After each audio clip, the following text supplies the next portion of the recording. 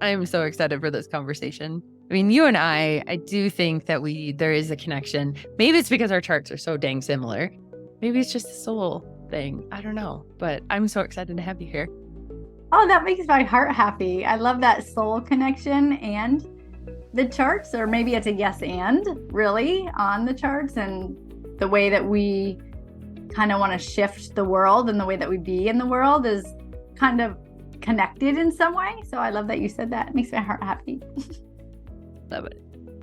I would love for you to share about your story of like coming into your voice. Because, I mean, yes, our charts are similar, but we've had very different lived experiences. And I think that's as part of what makes everyone special is you can have very similar charts, but your lived experience is completely different, right? What you experienced as a child and your culture and environment and all those different things play a role in how the energies are expressed. So I'd love to hear more about your story and your coming into your own voice and how human design played a role in that, or if it didn't, and those types of questions. Well, human design definitely played a role in that.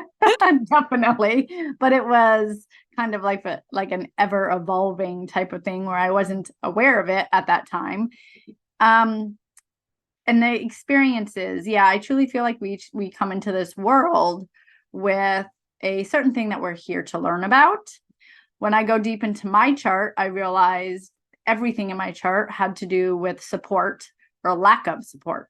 So my entire life was really created about this lack of support that I had with my mother. And as I dove into my chart within the astrology aspects and all the gates and all the open G and all the things, it kept coming back to that support and evolution as far as not understanding who I am and not being supported in any way and figuring it out on my own. So for me, I moved out when I was 14 from my house because there was a lot of us. My mother, there's a lot of children in our family, and my mother would always take in, I would like to say, strays of children as well. So we would have always people coming in, but yet we didn't get the support. She was always giving to other people, but yet she wasn't supportive of us. At least that's how I felt, Yeah. because she was always having a new baby. Honestly, she always had a new baby. So as she had us, she kind of let us go as the new baby came along, and we were basically fending for ourselves. So I moved out at 14 because there was a lack of support from her within an experience that I had that had to do with my step uncle. She basically said I was provoking him when I can't remember the exact age, but it was between 9 and 12. She said I was provoking him and he was 21. So I don't know how a 9 to 12-year-old can really provoke a 21-year-old, although I do have provocation in my son. So I guess I could see that now, right? So I've given myself some permission there and some forgiveness. But because she didn't stand up for me, I moved out. And then when I moved out, I really just went out of control. I was drinking, I was drugging, I was being promiscuous. I was looking for love in like every area. I didn't love myself at all. I was a cutter. So I would cut myself so that I could feel, because I was numb. Trauma does that. I was totally numb. The only thing I used to say to myself, I would rather feel pain than nothing at all. So I would cut myself. Yeah. And I don't know, honestly, how I got out of that stage. I truly feel like even though I felt in this world, I was not supported, I truly feel in another dimension, I was supported. Yeah. Because I was definitely guided away from that where I just stopped. I was definitely guided away towards other people that helped me realize that no longer supported me, and that was like, what was I doing? So within this entire process, there are many elements that really kind of grounded me into each area of my life. When I had my first son, grounded me in my purpose. Then I had my other son, it grounded me into like having the strength to get away from an abusive relationship. Then I had my daughter, who grounded me into like loving myself, because she's a mirror reflection of me. She was actually due on my birth date, but she gave me 4 days so that I could actually kind of have a little space. But she is still a deep reflection of self-love and lack of self-love. So I feel like she came to me for that reason. Yeah. And within this time, because my mother didn't support me and listen to me, I created this belief that what I said didn't matter. No one believed me anyway. I was stupid. I didn't know anything. I was constantly just telling myself all of these things all the time because I wasn't valued. I wasn't listened to. Mm-hmm. So throughout my entire life, I truly created this whole life around this feeling of not being supported in my voice. I even had an abusive relationship where he choked me anytime I used my voice, which then again was like, I'm not allowed to speak. I'm not allowed to share my words, right? But I didn't realize this until I started going deeper into my human design chart. And then I started noticing I have a lot of activation to my throat. 3 of the 4 motors are connected to my throat. And yet I was so shy. I wouldn't speak. And my face would get so red anytime a person asked me a question because all the energy is coming up like speak, speak, speak. Yeah. But I couldn't. I would cry. I'd get embarrassed. I wouldn't, So there are those awarenesses that started coming up for me within human design aspect. And then I went into the equine gestalt, which helped me release my anger. And I truly didn't feel like I had anger. I thought I was like this person that was forgiving and loving and I'm good until my coach gave me the racket and said, start hitting this cube and let me know how you feel. And then like everything came out. And my voice, I was screaming and yelling. And like by the time I was done, my entire body was shaking. I could barely stand. And I truly feel like everything that I'm doing for myself now is giving me the opportunity to realize how conditioned I was because of those little beliefs I created about myself because of what happened when I was 9. Yeah. And I feel truly we are all conditioned in the voice because almost everyone has either heard you're too much, you're too quiet, why are you so shy? You need to be seen, not heard. We have all of this, which suppresses our authenticity, which then we create our entire life around.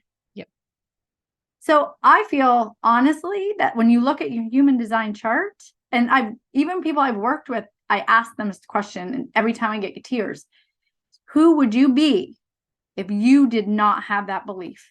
Every single person is like, I don't know. I don't know who I am. And it is because we're so conditioned over those little things of suppression, of trying to fit in, trying to be seen, but in a way that's not too much, which is a huge one for me. I'm very observant of people. I know how much they can take, and I don't go over that edge. So they don't reject me. They don't tell me I'm too much. They don't say they don't love me. So I'm suppressing so much because I don't want to be too weird. I don't want to be too out there. I do the same thing. I was actually just talking about this with a coach, talking that like I will read the room. I will read the person that I'm talking to and the situation, and I'll decide how much do I unleash and like just be, right? Versus boxing in and playing by the rules and doing what everyone is expected to do in this certain situation. And yeah, it's fascinating. In some ways, are you doing it because you want to be liked? Are you doing it just to be cordial, right? Just to be fit in. Well, I know my answer. What's your answer? I feel like most of the time, I just don't want the drama, and I don't want people to I don't know, get upset in any way. So it is a little bit of an emotional thing, but it's like sometimes I don't really care either way. And sometimes it's just easier to blend in with everyone else than to be who I would normally be with like my best friends, the people that really know me, right?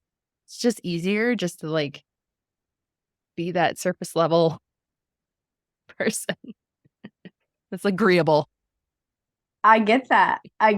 But I truly feel like that is why a lot of us are not happy. That's why a lot of us, even with our marketing and our messaging, that's why we're not fully receiving all the recognition for Yeah. who we are because we're suppressing it so we feel valued and seen and not too much. But what if we actually were that crazy person that said all the things, right?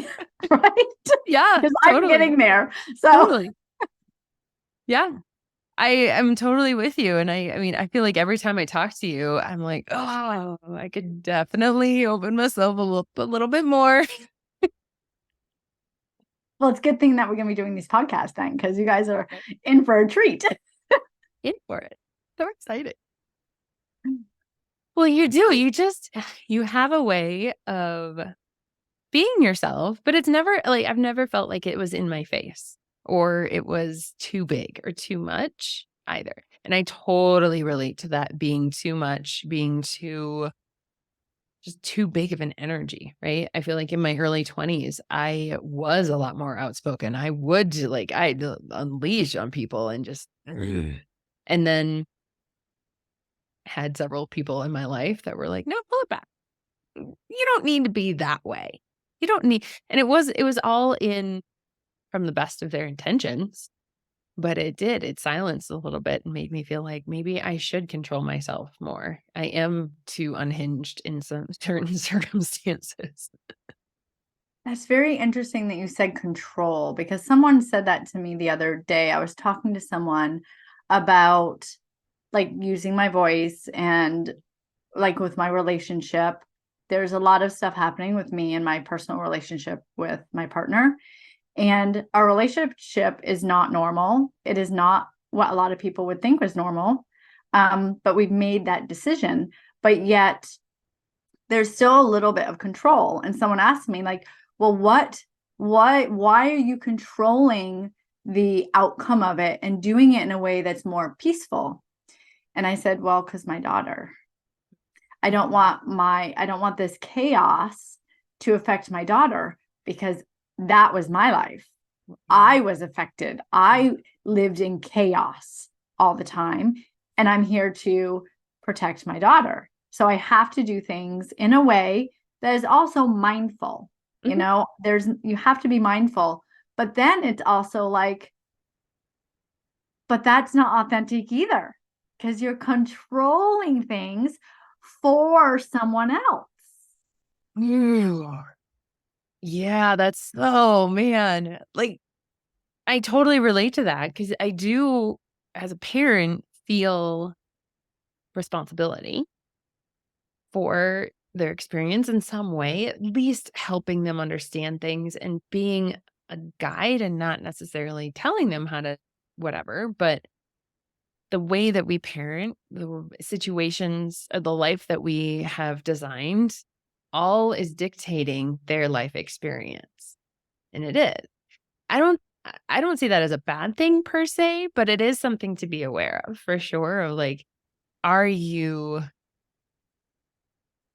protecting them from something that could ultimately serve them? That's a tough question. Oh, Yeah, it is. And how I actually contemplated that afterwards. Because at first I was like, well, I have to protect my daughter. And then after I had to sit with it, being a 2-4, you know, you have to yeah, sit with it and your own energy and feel into it.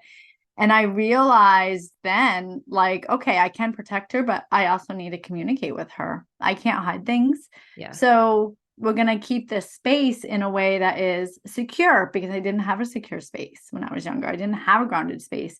And Mhm. luckily, my partner and I agree on this, which I'm so grateful for because he came into my life definitely for, I feel like, this reason so that I can heal this karmic pattern that goes on in my family Yeah. and also be there for her because she has this thing with talking to males. She doesn't feel kind of safe where she can with him. So we have opened up our relationship in a way that is very grounded and open, but still very secure. And I've also let her be a part of it. So she understands that relationships don't have to look like a certain way to be a relationship. And she's like 14, right? She's 12. 12. Okay. Yeah. And I mean, that is such an age to be diving into those deeper conversations too, because she can understand and she's starting to already form her own opinions and beliefs and ideas about relationships. So to open up that dialogue, oh, that's That's beautiful. Yeah. Well, and our kids are always so much more aware than we even realize. And the minute that she started asking questions, I had to say, okay, I need to have this conversation because I'm not going to hide things from her. She's not stupid. She's going to see things. She's going to understand things. Oh yeah. So this is an opportunity to help her have new perspectives in the way to have friendships, new perspectives in how to relationships, new perspectives in the way of family works. It is truly actually a gift in being able to speak with her about this so she can have a choice when she's older. Yeah. Yeah, absolutely. Oh, that's awesome. Being a parent always keeps us learning. Oh, it is always pushing an edge. I feel like, once you think you get it figured out, there's a curveball that's like, nope, I don't. Yeah. And that even goes to self-expression with parenting, because I feel like before I truly cared, and I know a lot of parents care about what others think of them. They want their kids to behave, because if they don't behave, then they're a bad parent. It has nothing to do with the kid. It has to do with their perspective of what people judge them out. Right? Yeah, 100%. So yeah. So it gives the opportunity to go deeper into your own stuff and your belief and like what people see you as a parent and judge you, and using your voice and saying, I'm not sticking in the conformity of what a good parent it looks like. Yeah. Yeah. I've noticed provoke. Well, and even I think our choice in deciding to homeschool has been very provoking. And I found it even when we, in our old house, we sent the kids to a private school. And that was provoking initially as well to the people that we were around there. We're all sending their kids to the public school. And they were like, why are you sending your kid to a private school? Like, what's wrong with the public? And it had, instantly felt like they were judging me. Right? And for my decision, even though I was like, I don't judge you for your decision. I don't care where you send your child. It is your decision. Same. And I want the same respect. And found that even when we decided to homeschool, it was like people would defend what they did. They would defend, oh, well, I can't do that. Oh, I don't have the time for that. And it was like, that has nothing to do with our decision. It was just interesting to see how people react to someone living outside of the box.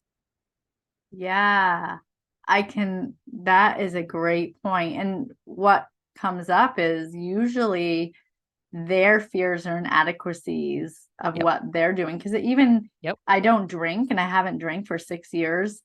And people get like weird about it. Like, why don't you drink? Why don't you have one drink? It's like, why does it even matter? I'm not judging you. Right?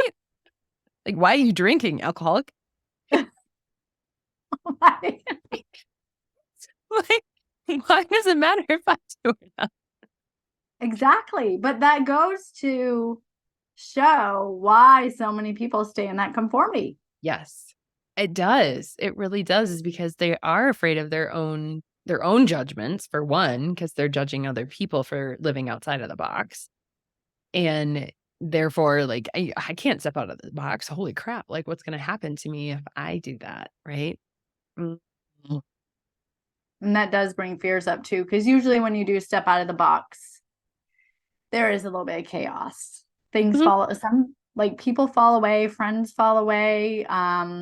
If you're shifting your business shifts, and a lot of people, like, that starts to happen, and then they restrict and like, oh no, I messed up. This is showing me that I messed up. When in reality, it's more so like you're realigning.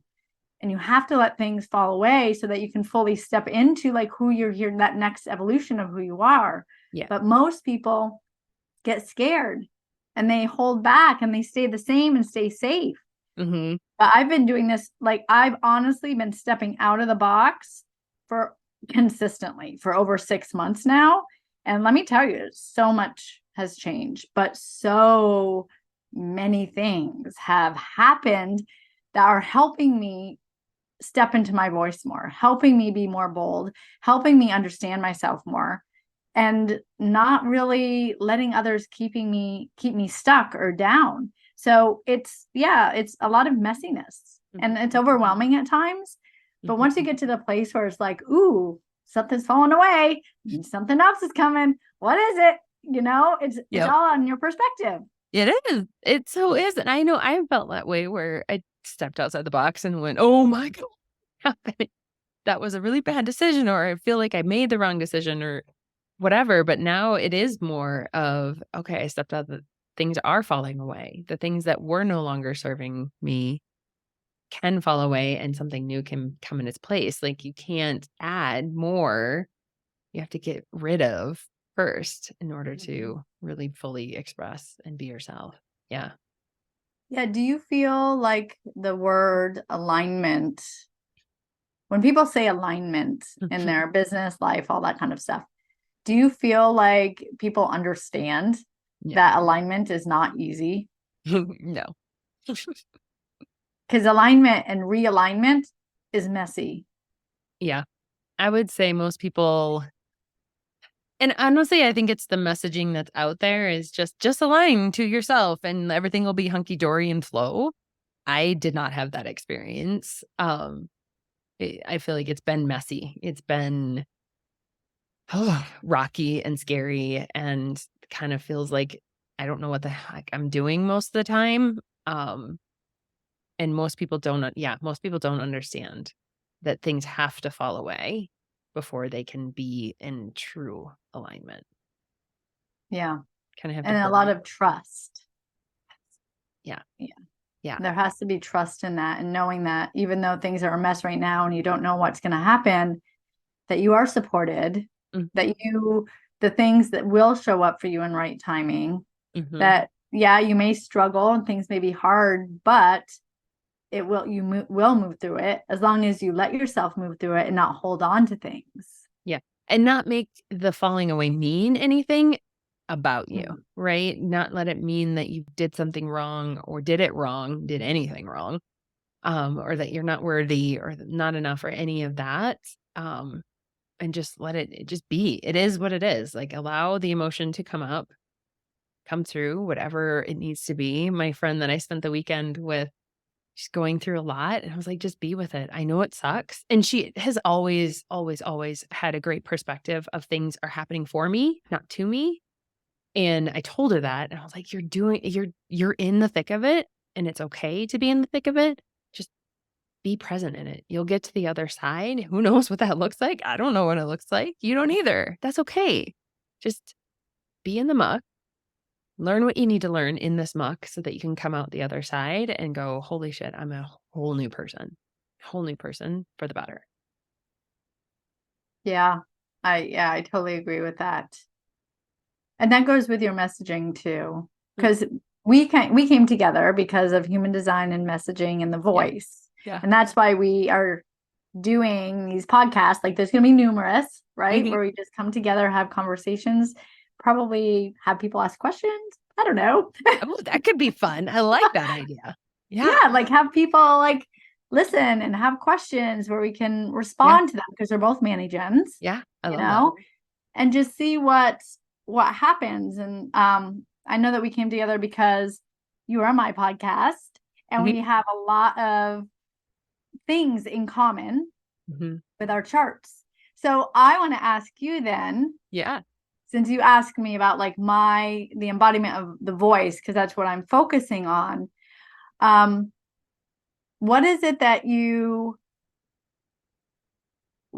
this collaboration or connection that you feel with us, with the messaging and the voice? And why is it that you wanted to do this? I love this because we get to take turns asking questions. I feel like there is just certain people that you meet and you feel like you can go deep and ask the harder questions with, right? And I feel like those people, I want more in my life. I want more interactions like that. And maybe it's the sixth line, the fourth line, whatever, but those are the people that I'm like, I want to hang on to you in some way. I want to keep you in my sphere. I want to nurture this relationship because that's not easy thing to find. I feel like it's not common. I don't know. Yeah, I meet a lot of people. Yeah, I agree with that too, with the depth and going deeper, not being afraid to share like the deeper stuff and the messy stuff, whereas a lot Yeah. of people don't want to go there. Yeah. Yeah. Do you go into the deeper stuff and the messy stuff with the messaging, or do you feel like a lot of the people aren't ready to go there? One-on-one, yes. When I feel like it, because I think there's so much when you haven't been in like feeling safe to say what you want to say and you've just been conforming your message to what you think is going to sell, to what you think is supposed to be good messaging, it can feel really scary to come out and actually talk about what you want to talk about. I felt that way. It's why I created a private Facebook group for like a year and a half and only talked about what I wanted to talk about in that group. I didn't have Instagram. I didn't have like, it was exclusively this private Facebook group because I didn't feel safe talking about it. And it wasn't until I did it long enough and felt like, oh yeah, I do have something to say. People are listening. It was validation. I don't think I did it seeking the validation, but when it came, I was like, okay, now I feel like I have a piece that was missing in my confidence to be able to go out and face the masses, face the whatever's out there, to be able to talk about what I want to talk about. So you create that four line, that safety first. You felt grounded and Yep. safe. You felt good in yourself. You Yep. understood yourself. Yep. And then you stepped more so out. So where is the provocation in your chart again? 30. Well, I have gates. Now I'm gonna confuse myself because I was leading your chart. 39 is my sun gate. Oh, I love it. So, I mean, we have basically it's the same numbers, they're just in different order for our incarnation crosses. Conscious sun is 39, um, and unconscious is 21 for me, and then 38 and 48. And mine's like the conscious sun is 48 and the unconscious 39. And then the conscious earth is 21. Yeah. Yeah. Well, no wonder why we kind of like our energies Right. like bounce off each other. Right? Like, it's just like a tiny little difference, but it's very similar. Yeah. Mhm. Yeah, so I love the 39 and the conscious sun because truly that energy is what you're here to be, is that provocation and provoking thing. So you knew that by creating that space, getting comfortable in that, sharing, and then it's like, okay, now I know more, Mhm. so I'm going to bring it out more into the world with the provoking more. Mhm. Yeah. Yeah. And it had to be on my own timeline too. Like, I have had several people in that time frame say you need to be doing like stuff on your profile, your Facebook profile, and just being louder and more, I don't know, like plastering it everywhere what I was doing. And I was like, no, that is no, not not the way I want to do it, I guess. I want to do it in my Not way. yet. Not yet. Because Yeah. I felt that way too. Like Hmm. before, I felt like I needed to have a safe space. I didn't need to have all of this, all of this energy with provoking out there. But now that I've been really diving into like letting go of the anger and letting my voice out, it's like, no, I'm here to provoke. I'm here to bring that out. And if people get provoked, then I'm doing my job. So Yeah. I'm doing what I'm here for. exactly. Yeah. And that's the difference with messaging. Like when you mention, Yeah. I feel like that's the difference. Like you mentioned before, some people don't even know human design and they're automatically following their strategy and they already do it. Yeah. But I do feel like once you have that knowing and Hmm. then you no longer have any doubt whatsoever, like your messaging is in the face and Yeah. there's no holding back. Whatever anyone said, it may hurt a little, it may sting, Yeah. but you know that's like what you're here to bring, Yeah. right? And I Oh, feel totally. like going deeper into that with the messaging, even if you don't know your strategy or you do know your strategy, but you haven't really been fully putting it out there, maybe it's not right timing. You have to like feel into it. I feel like we have to try things on first and then we get to be more bold. Mhm. Mhm. Yeah.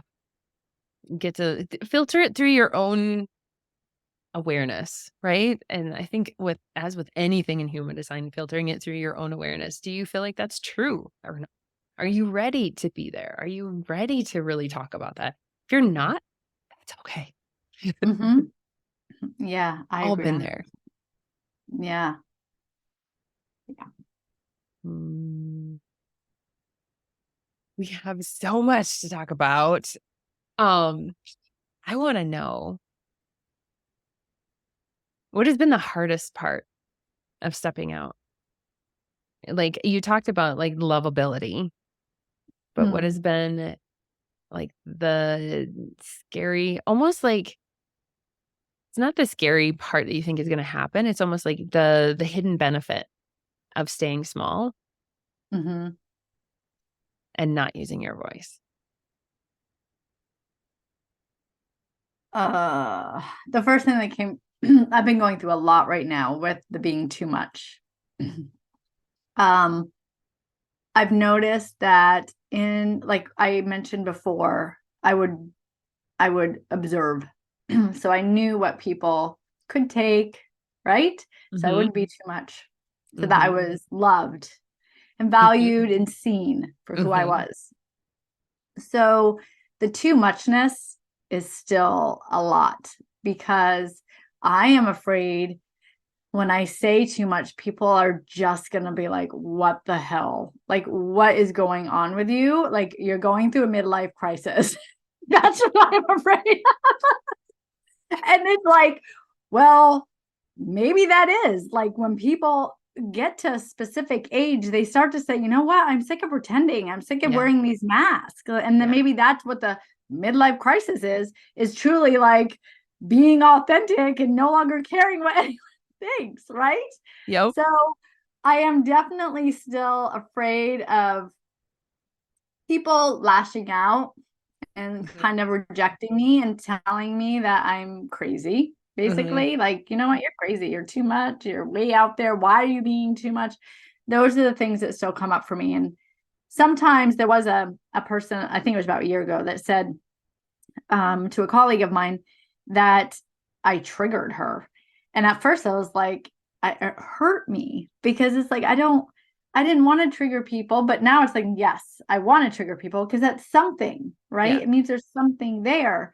And I Yeah. have to understand that even when people say I'm too much, it's their stuff, it's not me. But because I've been holding on for this for so long, it still hurts when Mhm. people say that to me or say that I'm going through something because it's like I'm not going through anything. I'm like emerging into who I only always was, and you don't even know who I am. Mhm. So that it's scary to me of judgment of people. Mm-hmm. Oh, yeah. And I feel like if you talk to like, I would across the board, MG vote, have you been considered or do you consider yourself too much? And I guarantee you like 95% of us would be like, yep, feel like way too much in some way, shape, or form.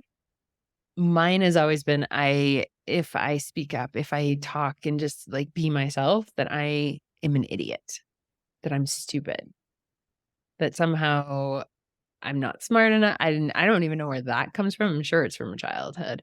But um and that I don't want to look stupid.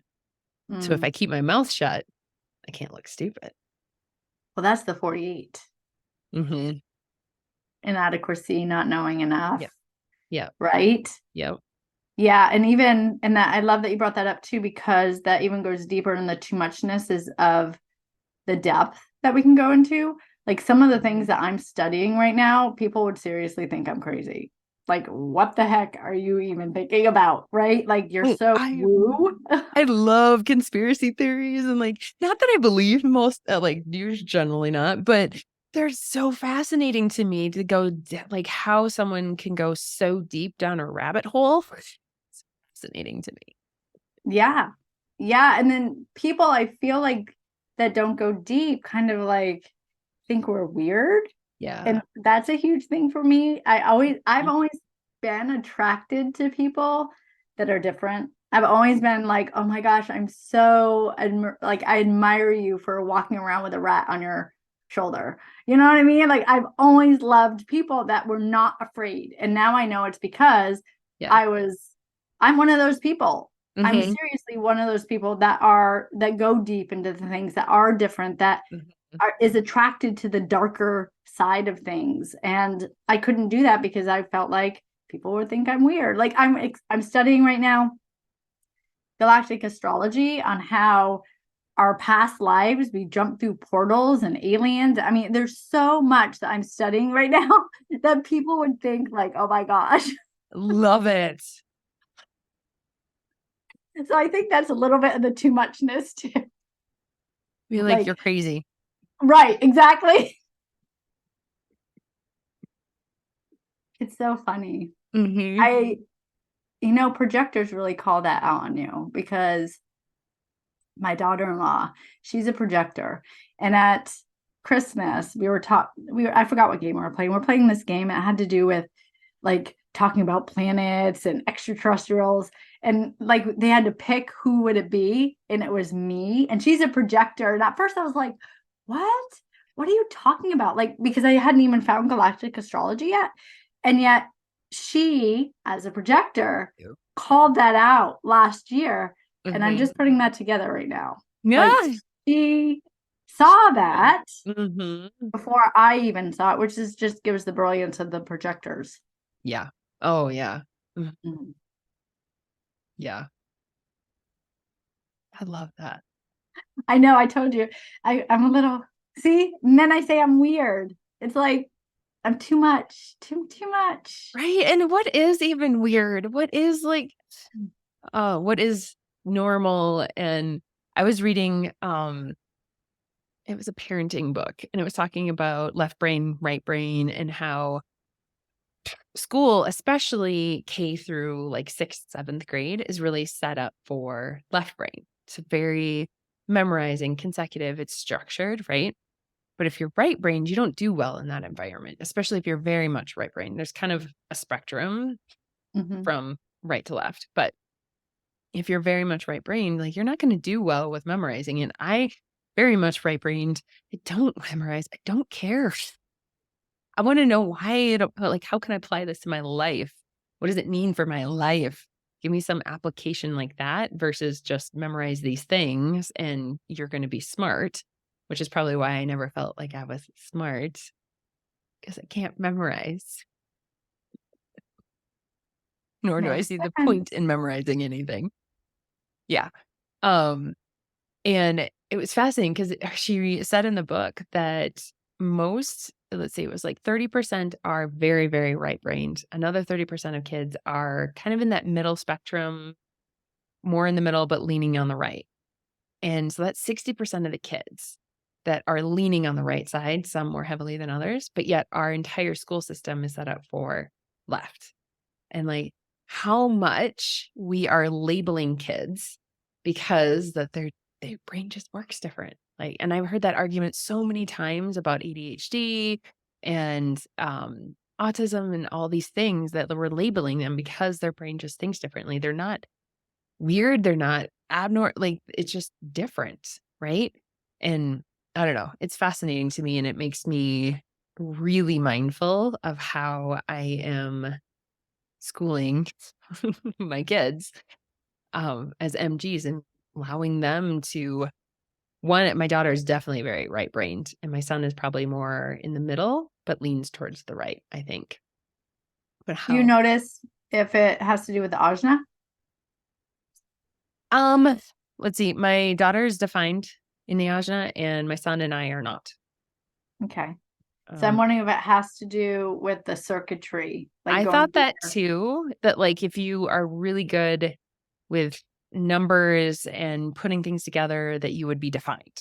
Like that was my theory, and my daughter totally threw that one out the window. That's interesting. Yeah, that is, because I thought that too, because my ajna is totally open. Yeah. So for me, like in one ear, out the other, Yep. basically, unless I embody it. If I Mhm. enjoy it and I practice it in repetition over and Yep. over and I embody it, then I remember it. But if Yep. I don't embody it, then I don't remember. Mm. Yeah.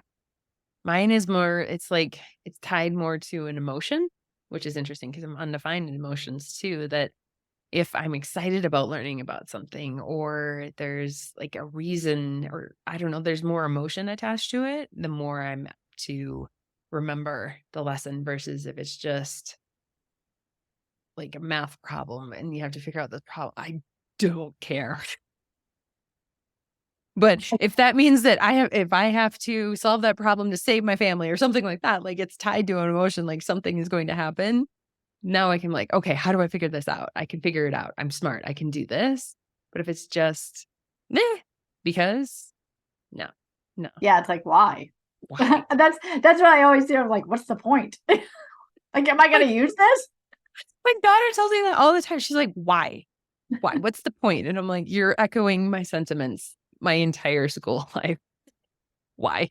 No one would ever answer either. They're just because you have to learn it. This is just because. I'm like, not good enough. I truly feel like if a person, I mean, do you really truly feel like a person that had difficulty with like a certain aspect or a certain subject, do you feel like they found a job in their life that they're primarily focusing on that one subject that they disliked? No. In spite of the fact that they didn't enjoy it, you think? Right.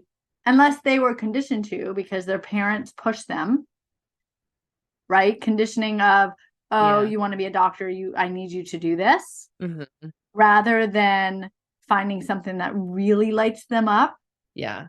I mean, I definitely felt that there were certain professions that my parents really wanted because they knew it would equal X amount of dollars, right?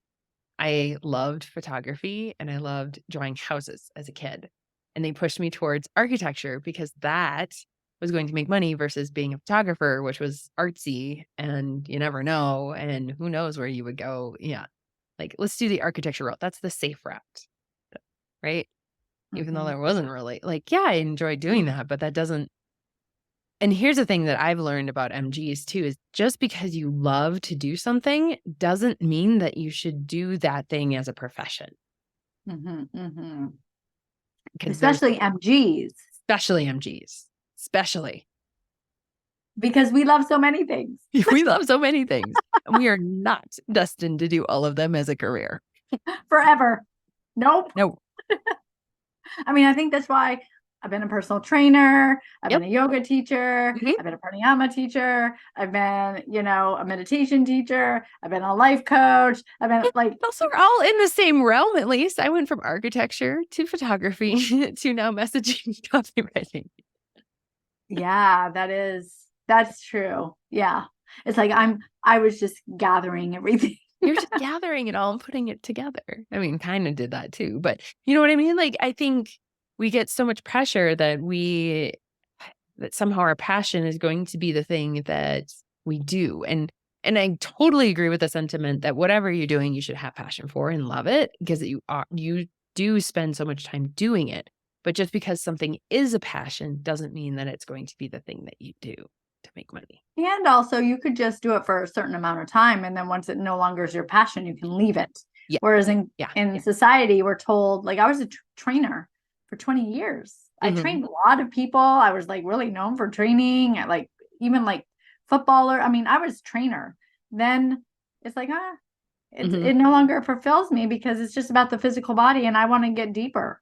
Yeah. So then I went to yoga. And then again, I was like yoga for the football team and all that kind of stuff. But then I was like, okay, but now I want to ask the right question. So it's like having the mentality of I'm going full in right now, but it doesn't mean I'm going to be there forever, and not letting society or friends or family say to you, well, you spent 20 years on this and so you should stay, right? Even though you're miserable. Right. Yeah.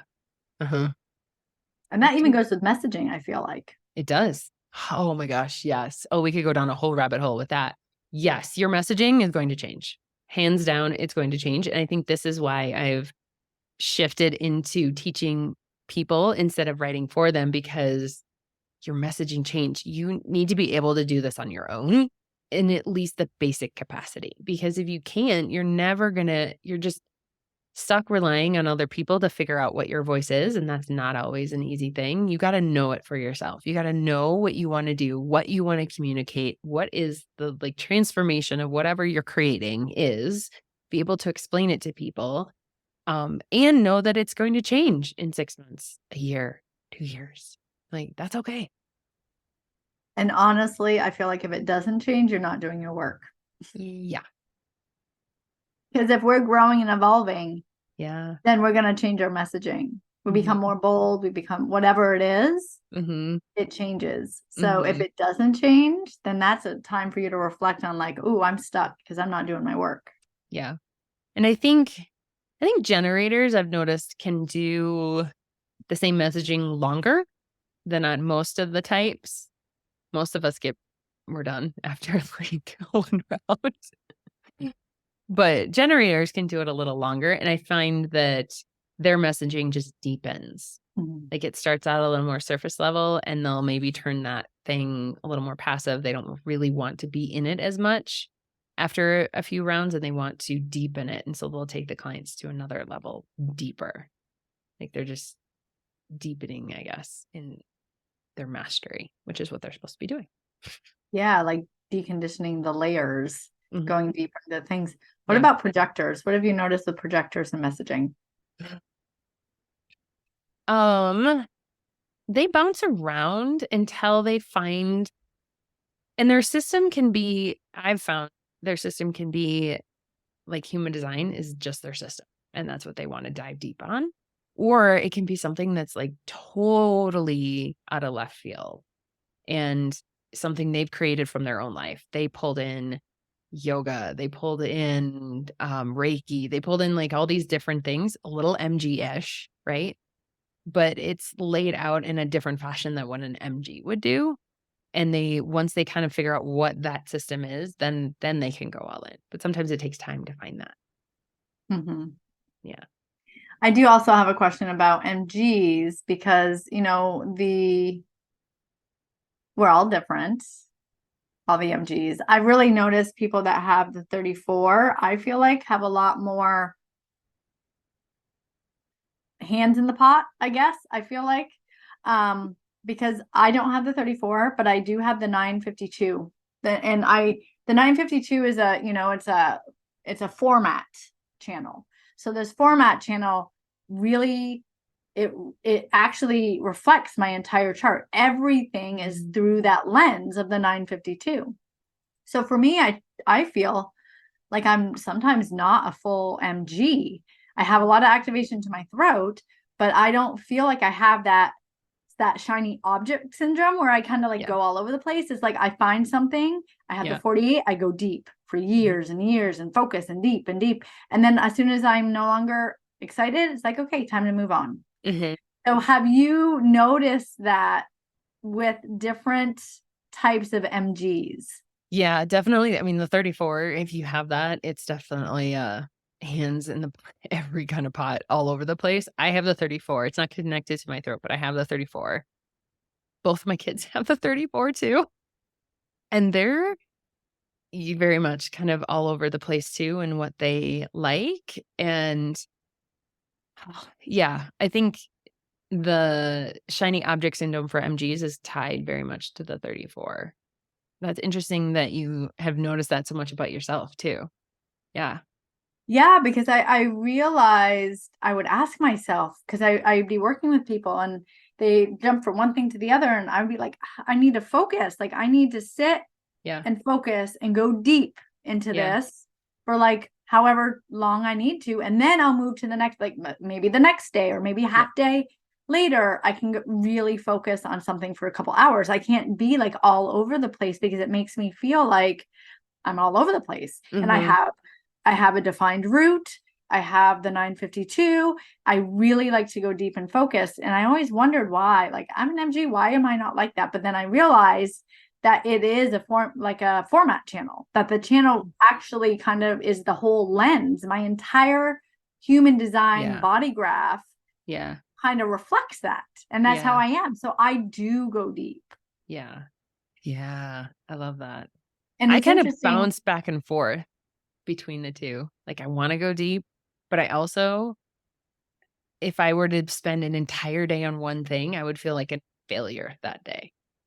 See, for me, I feel like, wow, I got like this this amazing thing done, and it's so good and it's so in depth, and I'm done. And now I get to go to the next thing and go deep into that. No, I feel like I didn't even scratch the surface of the depth, and I'm like, now I'm all consumed with it. And I'm like, versus going deep for a shorter amount of time, and then I can do that with a couple different areas throughout the day. That feels like a win of a day Mm-hmm. where I get to do all the pots and go deep on all the pots for a short period of time. Yeah. Oh, that's so interesting. So that's interesting for anyone listening Yeah. too. Because even though we're both MGs, Yeah. we do things differently because of our definition, what's activated. Mhm. So it just goes to show that we're all unique in our way of being, that our messaging is our messaging. It's not Yeah. what someone tells us to do or Yeah. anything like that. You have to feel into it, because You for do. like me with my clients, I like to go deep. Like Mhm. I want to go into that depth, that time, that space where we get into that heaviness. That's Mhm. what fills me up, where a lot of people are like, I don't want that. That is scary. Right? Yeah. Yeah. Shadow work is scary. I mean, it's scary when you haven't done it. The more you do it, you're like, "Yeah, bring it on." Yeah. It's like, ooh, there's something there. Let's see what that's about. Yeah. Yeah, exactly. Because you know that on the other side, it's so much better when you release and get rid of that shadow and work and just see the shadow. Just see it. Not even get rid of it, just see it. Mm-hmm. Yeah. And that even goes even more into our messaging and our voice, Yeah. right? Yeah. Because once you understand that about your chart, you understand more of your niche. You understand who your ideal client is. You understand, like Mhm. for me personally, it has to go deep. I want to spend time. I want space. Whereas other people don't. They want many, many people or whatever touching on Yeah. things. And that's their chart. But that's where Mhm. the messaging comes in. And that's where the voice comes in Yeah. too. Yeah. And how to find that aligned strategy, the containers that you're putting around your offers and how it works for you and what you really want to do, not what makes money or not what industry standard is or what people think it sells or anything like that. It's like, no, this is how I want to work with clients. Mhm. I love Mhm. that. Mhm. Mhm. Well, we're going to be doing one of these a month. I'm so excited. And I feel like I want to tease what we're making. Go ahead. Go ahead and tease it. Tease it. Miranda and I are going to put together a container where we're going deep, obviously. Okay. We're provoking you. But really, we're creating a container for people that are afraid to step out and who they truly are. And we're going to look at the shadow. We're going to look at why and what's holding you back. And then really step forward with a message that is authentically you and feels exciting to you and like this is what I've been really wanting and craving to do but didn't give myself permission to.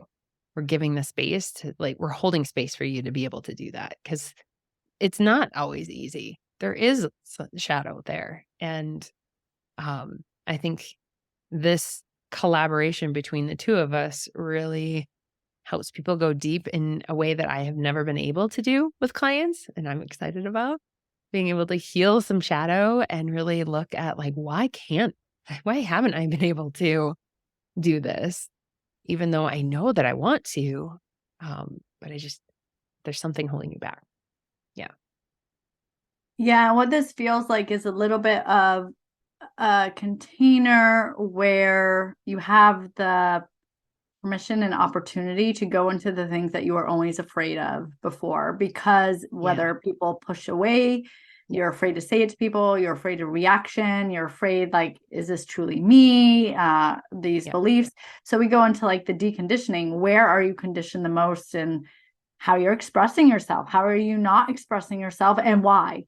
So we Hmm. go into that, like going heavy into this stuff, and it will be heavy at times, but it's in a safe space.